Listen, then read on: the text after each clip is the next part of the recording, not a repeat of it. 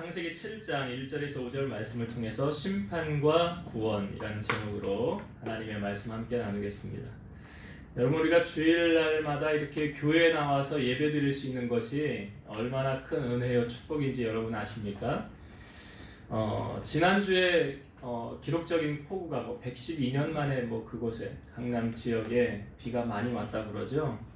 하루 종일 온 것도 아니고 잠시 몇 시간 이렇게 집중적으로 쏟아졌는데 도로가 물에 잠기게 되었고, 또 산사태가 난 것도 있고, 전기 감전으로 생명을 잃은 것도 있고, 또 뉴스에 보니까 차가 엄청 많이 잠겨가지고 피해가 몇 수십억, 몇 백억까지 이르렀다고 하죠.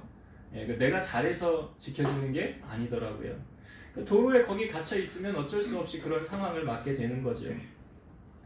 그러니까 몇 시간, 이렇게 며칠만 비가 와도 이렇게 되어지는데, 하물며 성경에 40일 동안 비가 내린다고 생각을 해보십시오.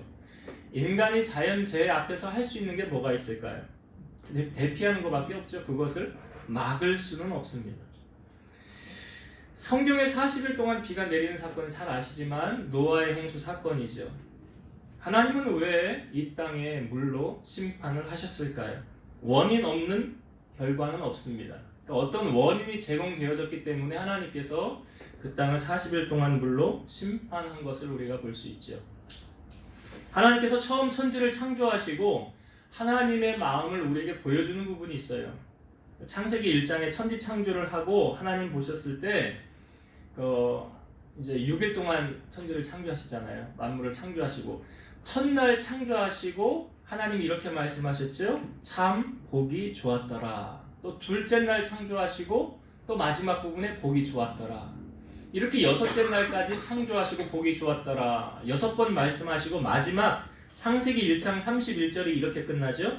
하나님이 지으신 모든 것이 보시기에 심히 좋았더라. 저녁이 되고 아침이 되니 이는 여섯째 날이니라. 하나님이 지으신 모든 것이 보기에 심히 좋았더라. 이렇게 아름답게 창조된 하나님의 세계, 하나님은 그러면 왜 이 땅을 심판하셔야만 했을까요? 자, 그 원인에 대해서 성경이 오늘 우리에게 보여주고 있습니다. 한번 같이 볼게요. 창세기 6장 5절부터 한번 보겠습니다. 창세기 6장 5절부터 하나님께서 왜 물로 40일을 비를 내리셔서 이 땅을 심판하셨느냐, 그 원인이 여기에 보여주고 있습니다. 자, 제가 읽어볼게요. 6장 5절부터 여호와께서 사람의 죄악이 세상에 가득함과 그의 마음으로 생각하는 모든 계획이 항상 악할 뿐임을 보시고 땅 위에 사람 지으셨음을 한탄하사 마음에 근심하시고 이르시되 내가 창조한 사람을 내가 지면에서 쓸어버리되 사람으로부터 가축과 기는 것과 공중의 새까지 그리하리니 이는 내가 그것들을 지었음을 한탄함이니라 하시니라. 자, 여기 하나님께서 이제 내가 창조한 모든 것을 심판할 것이다. 하나님 심판하신다. 왜? 그 이유가 뭐라고 우리에게 보여주고 있습니까? 사람의 마음에 계획하는 모든 것이 항상 악할 뿐임을 보시고 그랬어요. 여기 한 문제 더 볼게요. 11절부터 13절까지 한번 볼게요. 6장 11절부터 13절 봅니다. 그때 온 땅이 하나님 앞에 부패하여 포악함이 땅에 가득한지라. 하나님이 보신즉 땅이 부패하였으니 이는 땅에서 모든 혈육 있는 자의 행위가 부패함이었더라. 하나님이 노아에게 이르시되 모든 혈육 있는 자의 포악함이 땅에 가득함으로 그 끝날이 내 앞에 이르렀으니 내가 그들을 땅과 함께 멸하리라. 하나님께서 지금 땅이 부패하였으므로 그 땅 위에 있는 모든 것을 다 멸하신다라고 말씀하시죠. 17절 한 절 더 봅니다. 6장 17절 내가 홍수를 땅에 일으켜 무릇 생명의 기운이 있는 모든 육체를 천하에서 멸절하리니 땅에 있는 것들이 다 죽으리라. 하나님께서 이제 그 땅을 심판하신다고 말씀하시죠. 그렇게 하나님이 창조하시고 보기 좋았더라 했던 그 땅이 왜 심판을 받을 수밖에 없었을까요? 바로 세상에 죄가 유입되고 나서부터입니다. 세상에 죄가 유입되고 난 다음부터 사람들의 마음에는 그 모든 계획하는 것이 항상 악할 뿐임을 보셨더라. 그래서 여러분, 사람을요 그냥 가만히 내버려 두면 선해질까요, 악해질까요? 악해집니다. 성경이 그걸 말해주고 있잖아요. 그냥 내버려 두면 그냥 악해져요. 선해지지 않습니다. 그래서 사람들은 선한 것을 배우기보다는 악한 것을 먼저 배워요. 그래서 애들 놀이터에 놀러 가면 뭐부터 배운다고 그래요. 예, 그러잖아요. 그러니까 나쁜 것부터 배운다고요. 왜 그렇게 되었습니까? 세상에 죄가 유입되고 나서부터 그래요. 로마서 3장 23절, 모든 사람이 죄를 범하였음에 하나님의 영광에 이르지 못하더니. 그러니까 세상에 죄가 유입된 순간은 언제입니까? 아담과 하와가 선악과를 먹고 난 다음이죠. 그 선악과를 먹은 후에 세상에 죄가 유입되게 되었고, 아담과 하와는 에덴 동산에서 쫓겨나게 살아가게 되었죠. 남자는 땀을 흘리며 수고해야 먹고 살 수 있었고, 여자에게는 해산의 고통이 따르더라 그랬어요. 인간의 죄가 들어오면서, 세상에 죄가 들어오면서 나타나는 현상은 뭐냐면, 인간과 하나님 사이에 죄라는 담이 가로막히게 되었다는 거예요. 그 죄가 가로막고 있어서 인간과 하나님 사이의 소통이 잘 이루어지지 않았다는 것입니다. 그래서 이 담을 허물어주기 위해서 이 땅에 하나님의 사랑을 우리에게 보여주신 사건이 바로 독생자, 그 아들 예수 그리스도를 이 땅에 보내주신 사건이죠. 여러분, 예수님이라는 이름의 뜻이 무엇입니까? 그 백성을 자기 죄에서 구원하기 위함이라. 자기 백성을 그들의 죄에서 구원하기 위해서 이 땅에 오신 분, 그분이 누구시라고요? 예수님이에요. 에베소서 2장 13절, 그는 우리의 화평이신지라 둘로 하나를 만드사 원수된 것 곧 중간에 막힌 담을 자기 육체로 허시고. 예수님이 우리의 화평이신데 둘로 하나를 만들었대요. 인간과 하나님 사이에 담이 생겼다고 그랬죠. 근데 그 담을 없애주시고 우리와 하나님 사이의 관계를 열어주신 분이 누구십니까? 바로 예수님이에요. 여러분, 예수님이 운명하셨을 때 여러 가지 현상 가운데 성소의 휘장이 갈라진 사건이 있었죠. 성소의 휘장이 갈라진 사건은 무엇을 의미합니까? 우리가 하나님 앞에 나아갈 수 있는 길을 누가 열어놓으신 거예요? 예수님이 열어놓으신. 그래서 우리로 하여금 만인 제사장이라 그러는 거예요. 만약 주님이 그렇게 하지 않았다고 한다면 우리는 하나님 앞에 직접적으로 대면하여 나아갈 수 없었을 거죠. 주님이 그것을 허물으시고 우리와 하나님 사이의 관계를 회복해 주셨다는 거죠. 에베소서 2장 16절, 또 십자가로 이 둘을 한 몸으로 하나님과 화목하게 하려 하심이라 원수된 것을 십자가로 소멸하시고. 그러니까 예수님의 십자가가 우리와 하나님 사이에 막혀있던 이 담을 허물러 주시는, 하나 되게 하시고 소통하게 하시는 이런 은혜를 우리에게 허락해 주셨다는 거예요. 예수님은 죄가 없으신 분이십니다. 그러나 우리의 죄를 해결해 주시기 위한 화목제물이 되셨다는 거예요. 그 세례 요한은 예수님을 향하여 보라 세상 죄를 지고 가는 하나님의 어린 양이로다, 희생제물이다 라고 이야기한 거예요. 우리의 죄를 씻는 다른 방법은 없지요. 찬송가에도 있잖아요. 나의 죄를 씻기는 뭐밖에 없다? 예수의 피밖에 없네. 다시 정케 하기도 예수의 피밖에 없네. 예수의 흘린 피 날 희게 하오니 귀하고 귀하다. 예수의 피밖에 없네. 여러분, 하와가 왜 선악과를 먹게 됐을까요? 사단의 게임에 넘어간 거죠. 사단이 처음엔 하와가 안 넘어갔어요. 그런데 뭐라고 꼬셨습니까? 너 이거 먹으면 어떻게 된대요? 하나님처럼 된다. 너 이거 먹으면 하나님처럼 될 수 있어. 여러분, 죄라는 것은요 상당히 우리에게 무섭게 다가오지 않아요. 혐오스럽게 다가오지 않아요. 죄는 상당히 우리에게 달콤하게 다가옵니다. 그래서 성경에 보면 사탄은 광명의 천사로 변장해서 우리에게 등장한다 그래요. 사탄이 천사로 변장을 해서까지 우리를 넘어뜨리게 하려고 그렇게 우리에게 다가온다는 거예요. 근데 우리가 분명하게 알아야 될 사실은 무엇입니까? 오늘 이 노아의 홍수의 사건을 통해서 하나님 우리에게 주고자 하는 메시지는 뭐예요? 여러분, 죄에 대해서는 분명한 대가가 지불되어줘야 된다는 거예요. 그 누구도 예외가 없어요. 왜 예수님은 죄가 없으셨지만 죽으셔야만 했습니까? 우리의 죄 때문에. 그래서 여러분, 죄라는 것은 항상 우리를 유혹하지만, 그래서 우리가 깨어 있어야 하는 것이고, 이 죄에 타협하지 않기 위해서 이렇게 살아야 되죠. 시편 1편 1절에서 2절, 복 있는 사람은 악인들의 꾀를 따르지 아니하며 죄인들의 길에 서지 아니하며 오만한 자들의 자리에 앉지 아니하고 오직 여호와의 율법을 즐거워하여 그의 율법을 주야로 묵상하는 자로다. 성경에 복 있는 사람은 누가 복 있는 사람이래요? 악인들의 꾀 따르지 않는데요.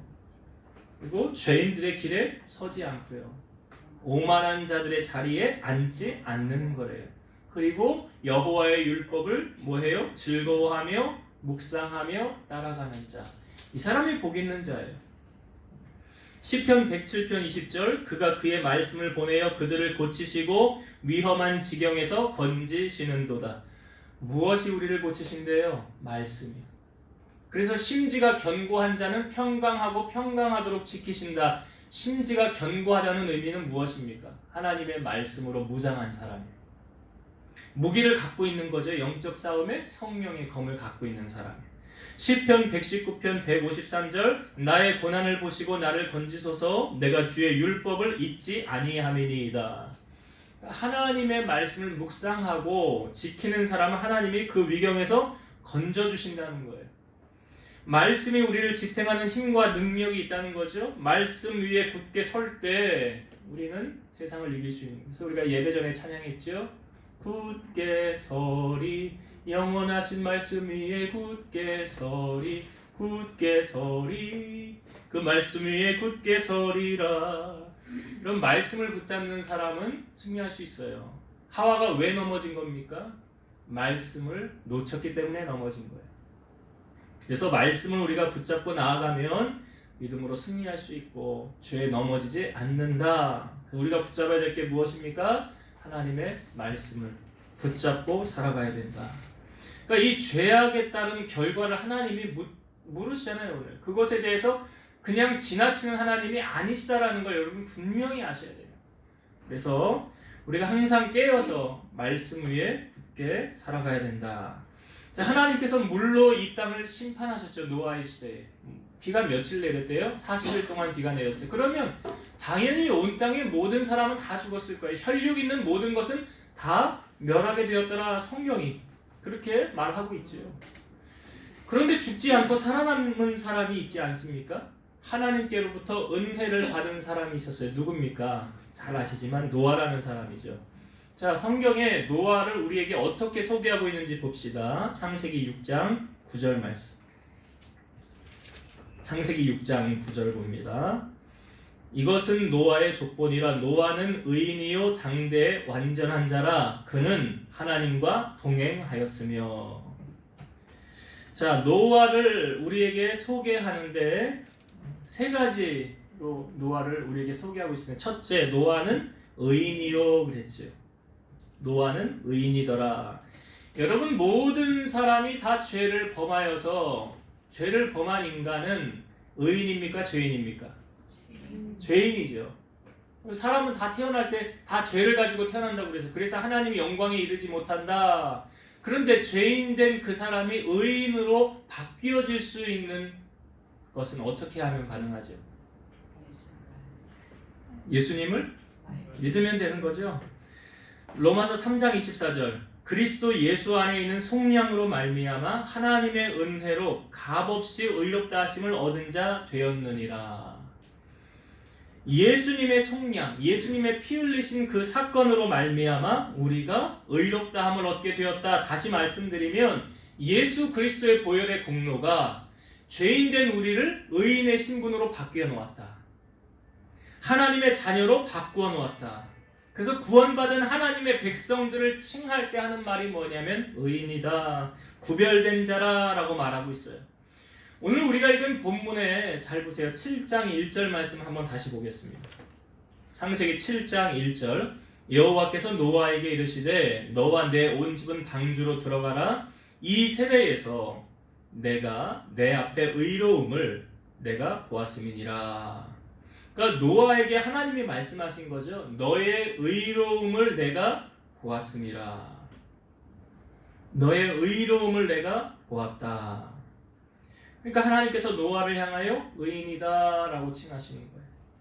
그 의로움을 하나님이 보았다라고 말씀하고 있어요. 그래서 노아는 죄인이 아니죠. 죄인을 하나님이 심판할 때 죄인을 의인과 함께 심판합니까? 여러분, 아브라함이 그 소돔성을 멸하기 전에 중보기도했던 내용의 기도가 그 내용 아니에요? 하나님께서 심판하실 때 어떻게 의인을 죄인과 함께 심판하십니까? 그러잖아요. 아니, 그렇지 않아 그러잖아요, 하나님이. 그러니까 뭐예요? 죄인은 심판을 당하지만 의인은 하나님께서 그 가운데서 건지신다는 거잖아요. 그러니까 요한계시록 말씀에도 계속 나누지만 하나님이 심판을 하실 때 하나님 믿지 않는 백성들을 심판하시지, 구원받은 하나님의 백성들은 그 가운데서 건져주시잖아요. 그러니까 의인을 죄인과 함께 멸하지 않는다는 거죠. 그런 원리로 본다면 노아가 있던 시대에 만약 노아를 제외한 다른 의인이 있었다고 한다면 하나님이 그 사람 건졌겠죠. 그렇죠? 그런데 노아를 제외한 그런 의인이 없었더라라는 것을 성경이 말하고 있는 거예요. 그러니까 얼마나 그 땅이 부패했습니까? 타락했습니까? 그러니까 그 뒤에 소돔성을 멸망할 때도 거기서 살은 사람은 누구밖에 없어요.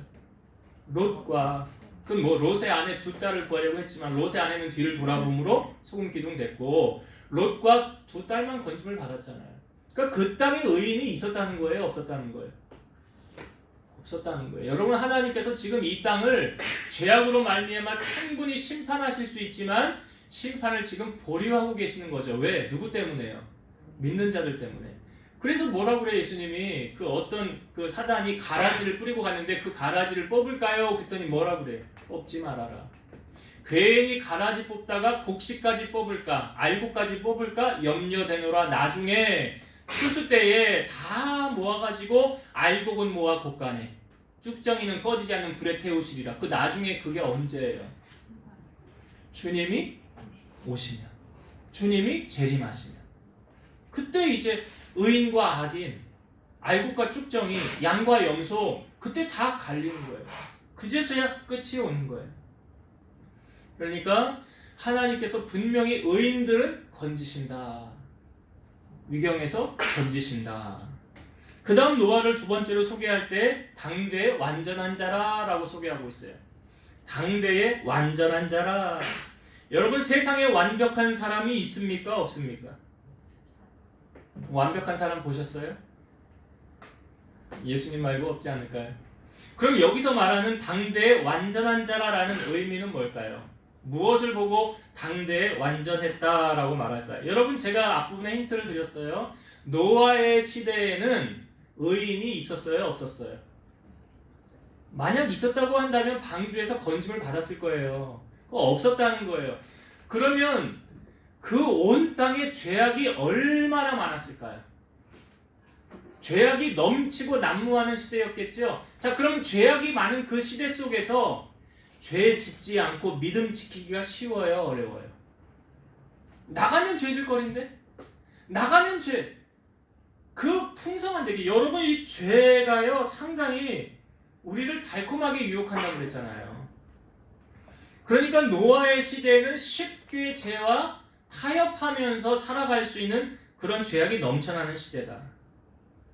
이러한 상황 속에서 죄와 타협하지 않고 믿음을 지킨다는 것을 성경은 완전한 자라라고 표현합니다.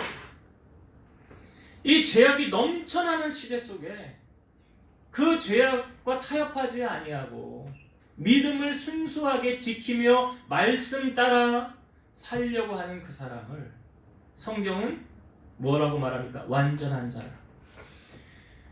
예수님은 이스라엘 백성들을 향하여 이렇게 자주 말씀하셨어요. 내가 거룩하니 너희도 거룩하라.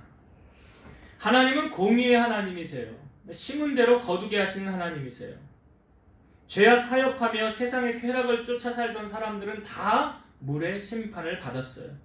그러나 노아는 죄악이 난무한 이 시대 속에서도 자기의 믿음을 지키고 죄와 타협하지 않았어요. 그러기에 그는 하나님의 은혜를 입어 방주를 짓게 된 것입니다. 하나님 그래서 노아를 선택하는 거예요. 그러니까 오늘날 우리가 살아가는 시대도 별 노아의 시대와 비슷한 시대에 살고 있지 않습니까? 성경이 말하고 예수님 말씀하시는 노아의 시대와 같이 인자의 임함도 그러하리라. 그러니까 그때 비슷하게 우리가 살아가고 있는데 그런 시대 속에 하나님이 왜 노아를 선택하셨다고요? 완전한 자였기 때문에. 그 완전한 자의 의미 아시죠? 죄악과 타협하지 않고 말씀 따라 굳게 살아가는 그러한 사람의 삶을 누가 살았습니까? 노아가 살았더라. 그래서 노아를 소개할 때 완전한 자라 소개하고 마지막 노아를 소개할 때 이렇게 소개하죠. 그는 하나님과 동행하였더라. 그는 하나님과 동행하였다. 여러분, 하나님과 동행했다라는 의미는 어떻게 해석하면 가장 정확할까요? 하나님하고 어떻게 하는 게 동행하는 건가? 그럼 우리도 하나님하고 동행할 수 있을까? 이 앞부분에 보면 에녹이라는 사람이 365세, 300년 동안 하나님과 동행해서 하나님이 그를 그냥 죽음을 보지 않고 데려갔었다고 그랬잖아요. 그럼 우리도 하나님하고 동행할 수 있는가라는 의문을 던질 수 있는데, 자, 여기서 말하는 노아가 하나님과 동행했다 이 말씀으로 해석이 되죠. 요한복음 1장 1절. 태초에 말씀이 계시니라. 이 말씀이 하나님과 함께 계셨으니 이 말씀은 곧 하나님이시니라. 말씀이 곧 뭐래요? 하나님이시다. 말씀이 곧 하나님이시니라. 그러면 노아가 하나님과 동행했다라는 표현은 노아가 하나님의 말씀에 어떻게 반응한 거예요? 순종했다라는 것을 우리에게 보여주죠. 자, 증명하고 있습니다. 성경을 한번 볼게요. 창세기 6장 22절. 이것이 노아가 하나님과 동행했다는 증거예요. 창세기 6장 22절. 노아가 그와 같이 하여 하나님이 자기에게 명하신 대로 다 준행하였더라. 하나님께서 노아에게 너 방주는 어떻게 짓고 넓이는 이렇게 하고 그것들 다 설명해 주셨어요. 그것을 노아가 어떻게 했대요? 하나님이 명령하신 대로 다 준행하였더라. 한 절 더 봅니다. 7장 5절 말씀. 7장 5절. 노아가 여호와께서 자기에게 명하신 대로 다 준행하였더라. 하나님이 노아에게 명령하신 대로 말씀하신 대로 노아가 다 지켰더라. 이 지켰다, 순종했다 이 의미가 뭐예요? 하나님과 동행했다. 여러분, 신용 있는 사람과 신용 없는 사람을 어떻게 판가름합니까? 저 사람은 참 믿을만해? 신용 있는 사람이. 아, 저 사람은 참 신용 없는 사람이야. 가벼운 사람이야. 무엇으로 나눌 수 있을까요? 그 사람이 약속을 지키느냐 지키지 않느냐. 약속한 것을 지키느냐 지키지 않느냐에 따라 그 사람이 신용 있는 사람과 신용 없는 사람으로 나뉘어질 수 있겠죠. 여러분, 우리가 하나님께 신용 있는 사람, 믿음 있는 사람 무엇으로 증명할 수 있을까요? 야고보서 2장 18절. 어떤 사람은 말하기를 너는 믿음이 있고 나는 행함이 있으니 행함이 없는 네 믿음을 내게 보이라. 나는 행함으로 내 믿음을 너에게 보이리라 하리라. 자, 믿음이 무엇하고 연관이 있습니까? 행함이래요. 야고보서 2장 22절. 네가 보거니와 믿음이 그의 행함과 함께 일하고 행함으로 믿음이 온전하게 되었느니라. 그래서 야고보서 2장에 이 말씀을 하시면서 등장인물 한 사람을 세웁니다. 누가 등장합니까? 믿음의 조상 누구예요? 아브라함이 여기 등장해요. 바로 아브라함이 하나님이 이삭을 바치라고 할 때 그가 믿음으로 행하지 않았느냐? 그의 행함이 믿음으로 증명된 것이 아니냐? 그가 행함으로. 여러분, 산꼭대기에 방주를 만드는 거 쉽습니까? 어렵습니까? 방주를 짓는 기간이 몇 년 걸렸을까요? 120년 걸렸어요. 120년 동안만 배만 만들었어요. 노아는. 이 120년 동안 산꼭대기에 방주를 만드는 것, 이게 사람들의 비난과 손가락질 없었을까요? 그리고 이 많은 자재들을 가져다가 이걸 만들고 누가 도와줬을까요?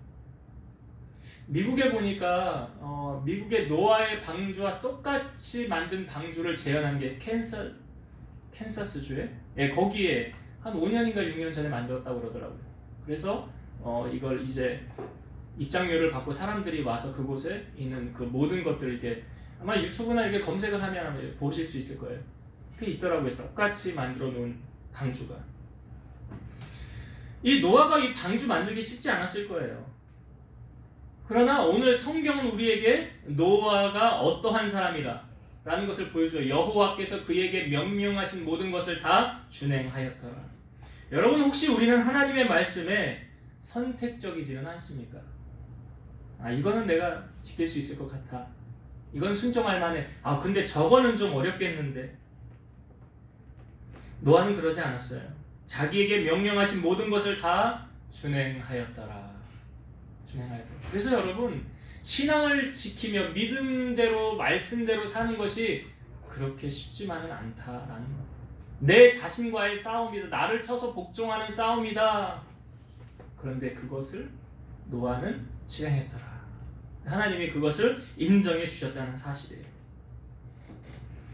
오늘 우리도 이렇게 하나님과 동행하여 살아간다면 우리에게도 이런 하나님의 은혜를 경험하게 될 줄로 믿습니다. 노아로 하여금 온 세상의 심판을 멸할 때 노아와 노아의 아내 그리고 세 아들과 세 며느리 8명이 노아로 말미암아 구원받은 거 아닙니까? 우리도 이런 하나님의 은혜 가운데 말씀대로 순종하여 살아감으로 이런 은혜를 경험하는 여러분 되시기를 바랍니다. 한 가지만 더 은혜를 놔두고 마칠게요. 노아가 이제 방주를 다 만들었어요. 그리고 하나님께서 이제 온갖 종류의 짐승, 새 이걸 다 방주에 넣어야 되잖아요.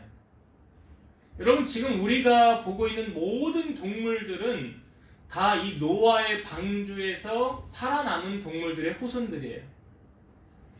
그때 방주에 들어가지 않았다고 한다면 존재하지 않았을 거예요. 이 땅에. 지금 살아남은 것은 그 방주 안에 있는 동물들의 후손들인데, 그러면 여러분 생각해 볼게요. 노아가 방주 다 만들었어요. 이제 그 동물들을 다 방주에 태워야 되잖아요. 그럼 노아가 이 동물들을 어떻게 태웠을까요? 노아가 산에 가서 짐승 잡아다가 야 너는 일로 와라, 야 너 방주 타야 된다 하고 다 잡아와서 노아가 방주에 태웠을까요? 그 가능하다고 생각하십니까? 불가능하죠. 아니 새를 어떻게 잡아요? 노아가 날개가 있습니까? 날아다닐 수 있습니까? 어떻게 잡아요? 이거 어떻게 해서 방주에 태웠지? 노아가. 그런 의문이 우리에게 생기잖아요. 자, 어떻게 했는가 봅시다. 6장 20절. 창세기 6장 20절. 자, 여기 제가 읽어볼게요. 새가 그 종류대로, 가축이 그 종류대로, 땅에 기는 모든 것이 그 종류대로 각기 둘씩 4개로 나아오리니 그 생명을 보존하게 하라. 자, 한 절 더 볼게요. 7장 9절. 7장 9절. 하나님이 노아에게 명하신 대로 암수 둘씩 노아에게 나와 방주로 들어갔으며. 자, 15절 한 절 더 봅니다. 무릇 생명의 기운이 있는 육체가 둘씩 노아에게 나와 방주로 들어갔으니. 자, 좀 이해가 되십니까 이제? 이 동물들이 어떻게 해서 방주를 타게 됐대요? 어떻게 방주에 입성하게 된 겁니까? 동물들이. 네? 자진해서 나온 거예요. 아니, 동물들이 노아 앞으로 나 방주 탈래요 하고 나온 거예요. 자진해서. 노아가 가서 채집해가지고 잡아온 게 아니더라. 그러면 그 동물들을 노아 앞으로 가게 누가 명령하셨을까요? 그렇죠. 하나님이 하신 거죠. 노아가 텔레파시 보내가지고 한 게 절대 아니라 여기 보면 하나님의 계획, 하나님의 역사하신 은혜다. 그러니까 노아의 힘으로 한 게 아니죠. 노아가 노력한 거 하나도 없어요. 노아는 물론 방주를 만들기 위해 수고하며 애썼지만 그 방주에 들여놓은 모든 동물들은 다 누가 하신 거야? 하나님이. 하나님이 동물들에게 명령하셔서 그것들이 하나님의 명령을 받아 노아 앞으로 나오게 하셨고, 노아가 방주 앞으로 나온 그 동물들을 다 이제 들여보낸 거예요. 그러니까 노아의 힘과 노력으로는 절대 불가능한 거죠. 하나님 도우심 없이는 절대로 안 되는 사건이에요. 여러분, 우리는 혹시 우리가 이 땅에 살면서 뭐가 잘 되면 이거 안 됐던 건데 잘 됐어 라고 말할 때 이거 내가 열심히 노력해서 된 거잖아 라고 말씀하십니까? 아니면 하나님이 도우셔서 됐다고 하십니까? 시편 127편 1절 여호와께서 집을 세우지 아니하시면 세우는 자의 수고가 헛되며 여호와께서 성을 지키지 아니하시면 파수꾼의 깨어 있음이 헛되도다. 내가 아무리 노력해서 되어지는 게 아니더라는 거죠. 이스라엘 백성들이 출애굽하기 전에 모세가 그 애굽에 가서 10가지 재앙을 내립니다. 근데 그 10가지 재앙 가운데서요, 물론 뭐 10가지는 다 하나님이 하신 것이지만 다 하나님의 개입이 필요한 거지만 이 4가지는 더욱 특별히 더 그래요.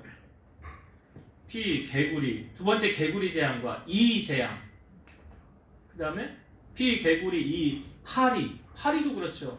악질, 독종, 그 다음에 우박, 그 다음에 메뚜기, 흑암, 장자의 죽음 이렇게 있는데 여러분 잘 보세요. 개구리, 이, 파리, 메뚜기 이건요 모세가 어떻게 할 수 있어서 재앙을 선포한 게 아니에요. 이건 하나님 도움 없이는 불가능한 거잖아요. 그 땅에 개구리를 어떻게 다 모읍니까? 그 땅에 이를 다 모으고요 파리와 메뚜기를 어떻게 다 모을 수가 있겠습니까? 이건 모세가 한 게 아니에요. 하나님의 개입이 전적으로 필요한 거예요. 그렇다고 한다면 여러분 우리가 이 땅에 살아가면서 우리가 행하는 모든 것, 또 여러분 뭐 사업을 하시면 사업할 때 뭐가 필요합니까? 뭐 재정도 필요하고 돈도 필요하고요. 또 고객도 필요하기도 하고요. 그렇잖아요. 근데 직장생활 하는 분들 상사의 마음도 누가 움직이십니까? 부하의 마음도 누가 움직여요? 왕의 마음이 하나님 손안에 있다고 그러잖아요. 여러분 재물 얻는 것도 내가 잘해서 재물 얻는 거 아니에요. 신명기 8장 17절 그러나 네가 마음에 이르기를 내 능력과 내 손의 힘으로 내가 이 재물을 얻었다 말할 것이라. 내 능력, 내 손의 힘으로 내가 이거 돈 버는 거잖아. 내 기술로 번 거잖아. 내가 잘해서 번 거잖아. 성경은 그렇게 말하지 않아요. 신명기 8장 18절 내 하나님 여호와를 기억하라. 그가 너에게 재물 얻을 능력을 주셨습니다. 이같이 하시면 내 조상들에게 맹세하신 언약을 오늘과 같이 이루려 하심이니라. 하나님이 너에게 준 걸 기억해라. 네가 한 게 아니다. 왜 너를 내세우고 왜 너의 자랑하느냐? 하나님이 한 거예요. 예수님께서 복음을 전파하시며 모든 병을 고치시고 가르치시고 선포하실 때에 그 무리들을 보시고 불쌍히 여기셨어요. 목자 없는 양같이 고생하며 기진한 것을 보고 불쌍히 여기시면서 주님이 그 다음에 이렇게 말씀하셨어요. 마태복음 9장 37, 38절 이에 제자들에게 이르시되 추수할 것은 많되 일꾼이 적으니 그러므로 추수하는 주인에게 청하여 추수할 일꾼들을 보내주소서 하라 하시니라. 추수할 것은 많되 일꾼이 적으니 누구에게 일꾼을 요청하래요? 추수하는 주인에게. 누구예요? 그분이? 하나님이잖아요. 여러분 하나님에게 요청하셔야 돼요. 지금 노아가 방주의 모든 동물들을 태울 때 노아의 힘과 노력으로 한 거 아니라는 거 아시죠? 내 힘과 노력으로 한 거 아니에요. 사람의 만남도 그렇죠. 뭐 재물 얻는 것도 그렇죠. 고객을 붙여주신 것도 그런 거고요. 누가 해주셔야 되는 거예요? 하나님이 해주셔야 된다. 여기 하나님의 전적인 개입으로 말미암아 지금 온 땅에 있는 새와 동물들이 하나님의 개입으로 말미암아 우리에게 보여지고 있다라는 거예요. 그래서 우리는 철저하게 누구의 도움을 구해야 돼요? 네, 하나님의 도움 없이는 살 수 없음을 여러분이 날마다 고백하고 하나님의 영광을 올려드리고 인정해드려야 된다는 거예요. 네, 말씀을 정리하고 마치겠습니다. 여러분 저번 주에 며칠 내렸던 비로 말미암아 이 자연재해가 이렇게 무섭구나 라는 거 우리에게 보여주고 있는데 하나님께서 처음 이 땅을 심판하게 된 그 사건, 그 원인은 무엇이라고 그랬습니까? 하나님이 왜 비를 40일 동안 내리셨어요? 그 땅에 죄악이 난무했기 때문이라. 이 뒤에 소돔성을 또 심판하실 때 하나님이 보여주는 건 무엇이었습니까? 그 땅의 죄악도 물론 그렇지만 의인 10명의 부재였다는 거죠. 의인 10명이 없어서 소돔성 멸망한 거예요. 그러면 노아의 시대에도 분명한 사실은 의인들은 다 방주로 들어와서 건짐을 받았다는 거예요. 하나님은 공의의 하나님이시기 때문에 죄에 대해서는 반드시 심판하신다. 여러분, 하나님의 마음에 합한 종이었다고 했던 다윗도 그러했잖아요. 하나님 앞에 범죄함으로 그 죄에 대한 대가를 다윗도 지불해야만 됐다는 거잖아요. 그래서 우리가 신앙생활하면서 죄하고는 여러분 타협하는 게 아니라고 그랬어요. 죄하고는 복 있는 사람이 어떻게 했는가 기억하세요. 요셉이 죄의 유혹이 왔을 때 어떻게 했나 기억하세요. 아담과 하와가 선악과를 먹지도 않을 수 있었다. 어떻게 하면 아시잖아요. 죄의 자리 가는 거 아니라 머물지 않는 거라니. 그렇게 죄 달콤하게 다가오지만 대가를 반드시 지불해야 된다는 거 우리 여러분 기억하세요. 자, 하나님께서 이 땅을 심판할 때, 지금 노아의 시대에 그 땅을 심판하실 때 하나님이 의인은 건지신다는 거 보여주셨죠. 왜요? 하나님께서 노아를 왜 건지신 겁니까? 세 가지로 소개했어요. 노아는 의인이었다. 당대의 완전한 자였다. 하나님과 동행한 자였다. 오늘 우리가 이렇게 살아가고 있는가? 노아의 삶을 우리의 거울로 비춰보면서 나도 이렇게 살아야 되겠구나. 우리가 이제 의인 되었으니까 자꾸 죄인된 속성을 가지고 그렇게 살아가는 것이 아니라 하나님 자녀로서의 신분을 가지고 구별된 자로 살아가야 되고, 당대에 완전했다는 것은 죄가 난무하는 시대였지만 말씀 위에 굳게 서 있는, 말씀으로 서 있었고 하나님과 동행한, 말씀으로 동행한 삶을 살았다. 우리가 이렇게 살아간다면 노아에게 주셨던 그런 은혜가 오늘 우리에게도 임한다는 사실. 마지막으로 나누었던 것이, 방주를 다 짓고 이제 모든 동물들을 태울 때 노아가 수고해서 태운 거 아니죠? 하나님의 전적인 개입이 있었더라. 그러니까 우리 삶에 꼭 필요한 거, 하나님의 개입, 하나님의 함께 하심.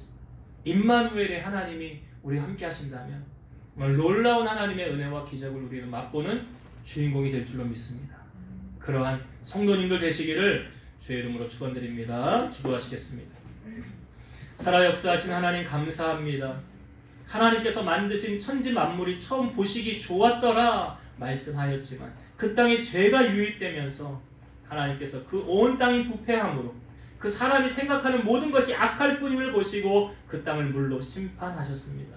죄에 대해서는 반드시 대가가 지불되어짐을 우리에게 보여주었사오니 이 죄악이 난무하는 시대 속에서 우리는 구별된 자로, 또 하나님의 말씀 위에 굳게 선 자로, 이 세상의 완전한 자로 하나님 앞에 인정을 받아 이 죄악 속에서 구원함을 얻어 빛의 자녀로서 세상을 변화시켜 나갈 수 있는 우리 성도들이 되게 하시고, 매 순간의 삶 속에 하나님의 함께 하시는 은혜로 승리하는 저들의 삶이 되게 하여 주옵소서. 예수님 이름으로 감사하며 기도드리옵나이다. 아멘.